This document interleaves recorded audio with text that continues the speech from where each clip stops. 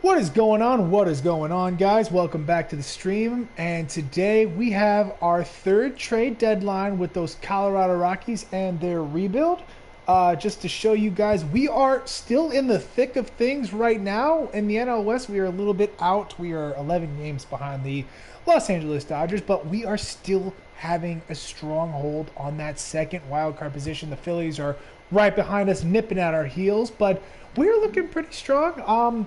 I'm going to make some pretty interesting moves at this trade deadline to make us competitive, but also build for the long term. So I think you guys are going to like it. But first thing I want to show you guys, I want to take you to some of the former big names that we traded to show you how they are faring with some of their new teams. So if you remember, we traded German Marquez to the Toronto Blue Jays. In our first season, we got Miguel Giraldo, a second baseman. We got center fielder Austin Martin, and we got a catcher, Gabriel Moreno. Martin and Moreno haven't really paid off for us too much, and we eventually dealed Miguel Giraldo for Tariq Skubal. But I think overall for us, the trade actually did not do so bad. German Marquez did not finish the season very well with the Blue Jays in the year we traded him, and did not have a very good 2022. But his 2023 season has been performing decently well. So I'd say that the trade probably still favored us a little bit in terms of how it paid off, but we did not get some outstanding return.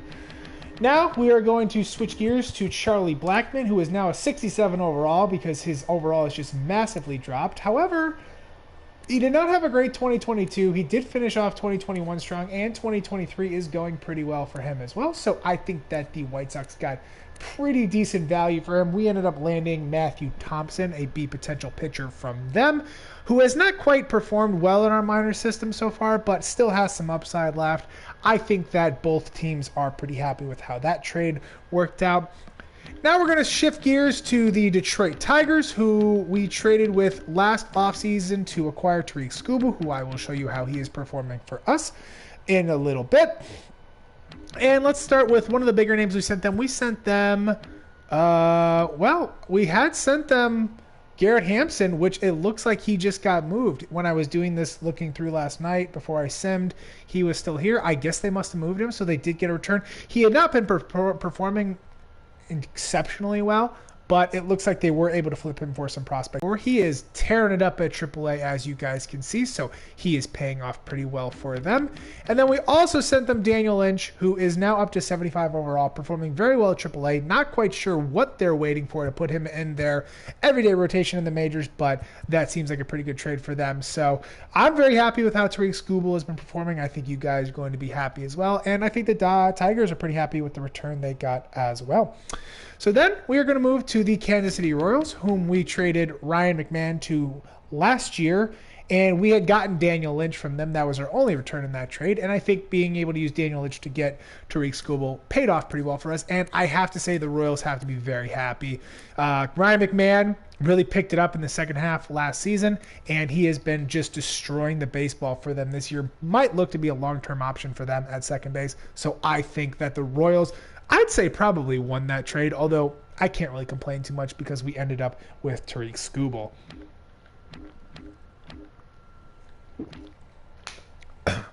So I was going to show you guys CJ Cron, whom we had traded to the A's in our first season. He had actually re-signed a contract with them. He had been performing pretty well for them. However, he looks like they flipped him at the deadline. They're not competing this year, so I think that they are probably decently happy about that. Although I did do some looking, and I found out that Taylor Soderstrom, who we acquired from them, is an 88 potential, but Sean Murphy's been okay. He hasn't been phenomenal, but he's been okay, and he's a great defender as well. So I guess I can't be too disappointed. They still got 2 more years out of Sean Murphy after this season, so I think that they are probably happy with how that trade worked out.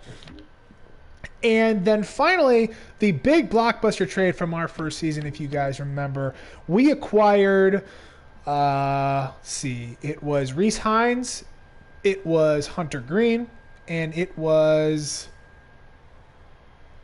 Jose Garcia. Those were the three that we acquired from them. And we sent them John Gray, who had a great rest of 2021, but had a awful 2022 season. I actually saw that he was in the minors at one point.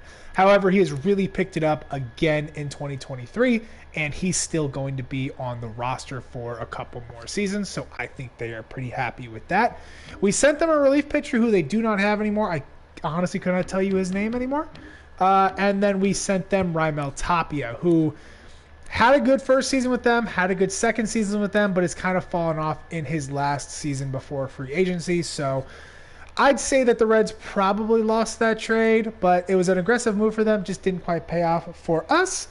I think that so far it's paid off. We might be moving Jose Garcia at this trade deadline. Who knows? Who knows? You'll have to keep tuned in to find out what we do. So, we have made a couple moves since the draft episode. I first started by calling Ryan Vlade up. Corey Ray had started to cool off and is not quite swinging that hot bat that he had to start the season and last season. That is okay. We have moved him to a bench role. And we brought up Ryan Vlade because he had been killing the ball in AAA, and he is now killing the ball in the majors. So this is a very nice, smooth transition. Because of that, we needed a new leadoff hitter, and Brandon Nimmo has been struggling mightily this season, as you can see. So I thought maybe I'll try moving him to the leadoff spot, which is a little bit odd, but the guys behind him are really crushing the ball, so maybe he can kind of perform a little bit better. Hasn't gotten going quite yet. We may have to move some things around. And I don't know, we're running out of options at the leadoff position because I like Brendan Rodgers in the 2-hole, who continues to have a phenomenal season. Trevor Larnach has become one of our studs, definitely a cornerstone for our franchise moving forward.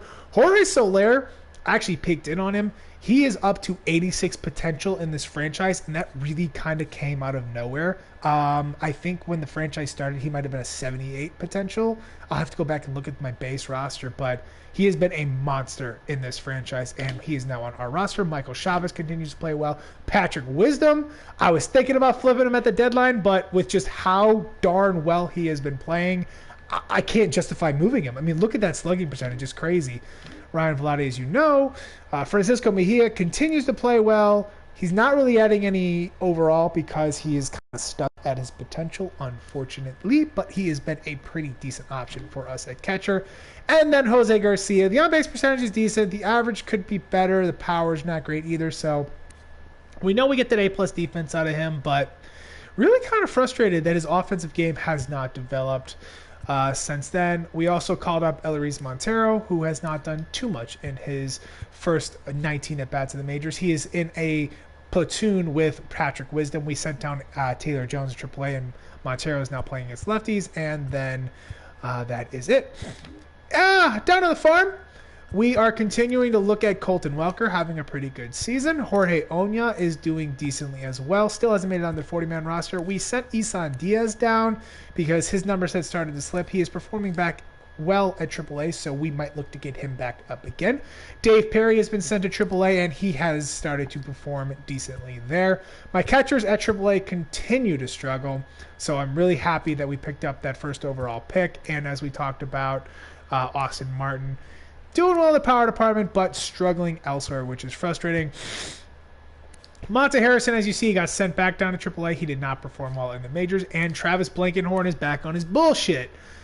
Started the season extremely hot, red hot, and then now he is struggling again. If he can't pick it up by the end of the season, we will probably release him into the free agent market. Down in AA, Julio Carreras has really picked it up. I'm very excited. This kid has been playing very well in AA. I might look to get him to AAA and put him at this shortstop position here at some point. Michael Toglia has started to pick it up as a little bit heater. I'm really kind of disappointed in his development. He's 23 years old already. Still only at 66 overall.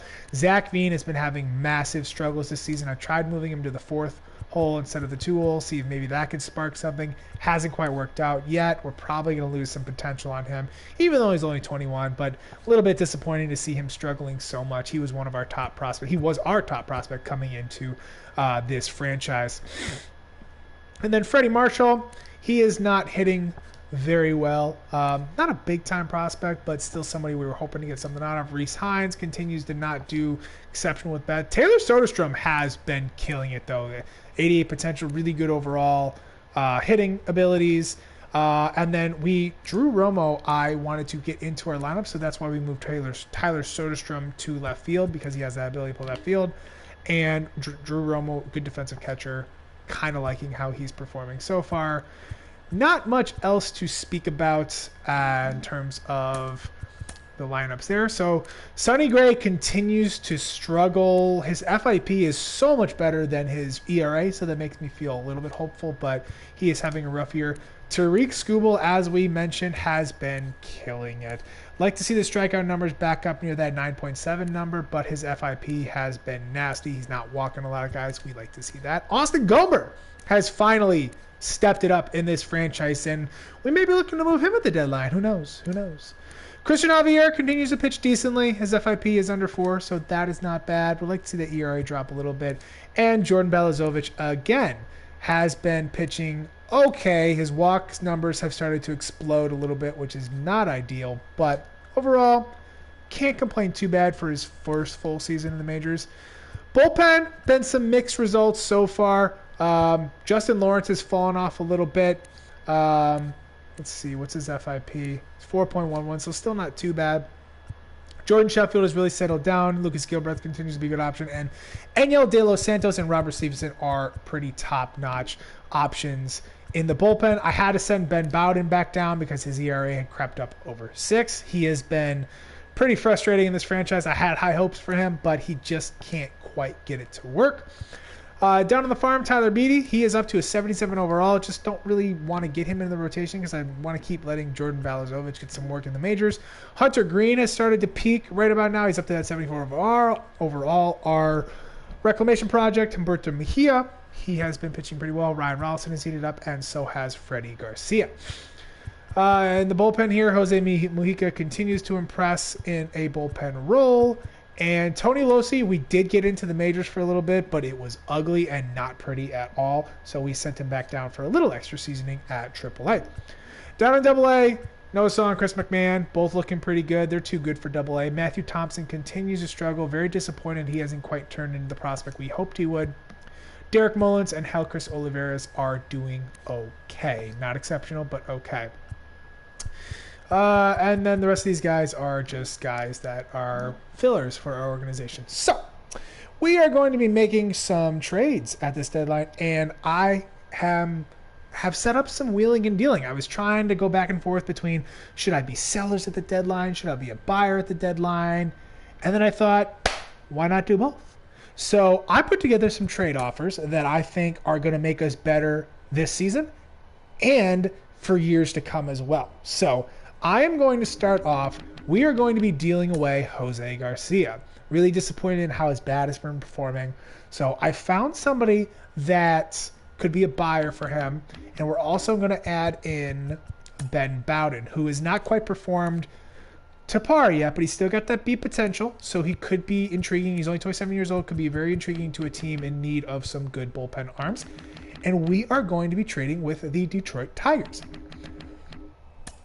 I am going to be taking home Isaac Paredes. So you can see they got some pretty good third basemen behind him. And they don't really have any shortstops that are that good. Nico Goodrum is decent and playing pretty well, but he is about to hit free agency. And they have this A potential shortstop, but he's still a year or two away from the majors anyways. So Isaac Paredes is currently starting at shortstop, but he is not an ideal shortstop with his speed, so he's kind of out of position, even though he has that as a secondary position. And I think that this is a move that does kind of work. They get Jose Garcia, who is the same age as Paredes, plays a position of need for them. Paredes is an 84 potential, and I believe that Garcia is an 82 potential. So I think that overall this is a trade that interests them. I think the Ben Bowden kicker is something that is intriguing for them. So next move I'm going to be trading is Tyler Beatty, who would be a little bit interesting to trade, but because he's 77 overall, got some team control left, pitching very well at AAA. A team that is rebuilding might be interested in him. So the team that I found is going to be the Baltimore Orioles. Now, Willie Castro is performing actually quite well, and this is kind of an interesting trade. I think that it's pretty even because they're both the same overalls currently. Beatty has a little bit higher potential, I think like 1 or 2 higher than Willie Castro. The age difference is not super ideal, but Tyler Beede is a pitcher, plays a more premium position, and they have Vidal Brujan, who they got in the Rule 5 draft this offseason. So Willie Castro just kind of taking up space. They also have a good shortstop in Geraldo Perdomo. So really no major need for Willie Castro other than to play third base, but I'm not going to worry about that because they really could use Tyler Beede. He could be immediately their second best overall pitcher. So I'm going to go forward with that trade. And the reason that I did those two trades is so I could get somebody very, very special. So I acquired Isaac Paredes. I acquired Willie Castro. Now, the last person I'm going to add in is Tyler Soderstrom. And remember, I told you he's an 88 potential. So I better be getting somebody very good, and I am. And I am going to go all the way over to the not Florida Marlins. That's a little wise old. Wow, I'm dating myself a little bit. The Miami Marlins, and I am going to go get Jazz Chisholm is who I want. 88 overall, 89 potential, and I am going to get Jazz to play shortstop. He was brought up in the system as a shortstop, I believe. Left-handed bat, decent, hitting abilities, decent defense, and I like that. So they already have a really good shortstop in Jose Devers. However, they do not have a long-term solution at third base. So Isaac Paredes, being that 84 potential, should be a pretty good fit for them. Willie Castro can immediately fill in at second base and for a couple years as well. And they need a long-term option at catcher and Tyler Soderstrom as well. So I feel like I actually am overpaying for a little bit, but to get somebody with the star potential that Jazz Chisholm has, I feel like it's necessary for me to overpay, and I am quite okay with that. So that is a big-time blockbuster for us. I'm very happy to have Jazz Chisholm as a part of the squad, but we're not done yet. So we've done a little bit of buying so far. How about we do a little bit of selling? I am going to deal away Robert Stevenson, who has been one of our best reliever the last 3 seasons. As you can see, his FIPs have been nasty. He's at a 2.01 this year. He's striking out 13.5 guys per 9 innings. He's been just filthy. I'm going to trade him to the New York Mets, who are in desperate need of bullpen help. They only have one guy over 80. That's Trevor May. And the only other guy over 79 is Sean Reed-Foley, who's just kind of okay. So they really need bullpen help. They are one of the top contenders for the World Series this year. And I'm going to trade them Robert Stevenson. And I'm going to get a pretty impressive return. So for me, I'm not terribly in love with my third baseman. And they were offering me Ronnie Mauricio when I did the suggest trade feature. And I quite liked it. Decent defender, good arm strength. Bat needs a little bit of work, but not too bad. He's performing okay at AAA. We're going to work on getting him up there.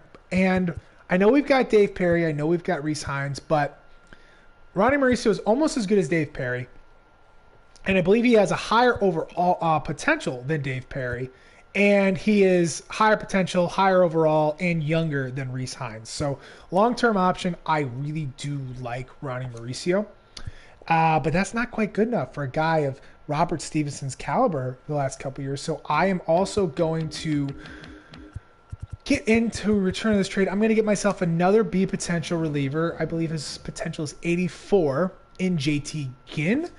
I was deciding between Matthew Allen and JT Ginn. I like JT Ginn's strikeout numbers a little bit more, so that's why I went with him. And this is a trade that is, I think that the Mets are taking a little bit of an L in terms of giving up a couple of good prospects, but Robert Stevenson's really going to shore up that bullpen.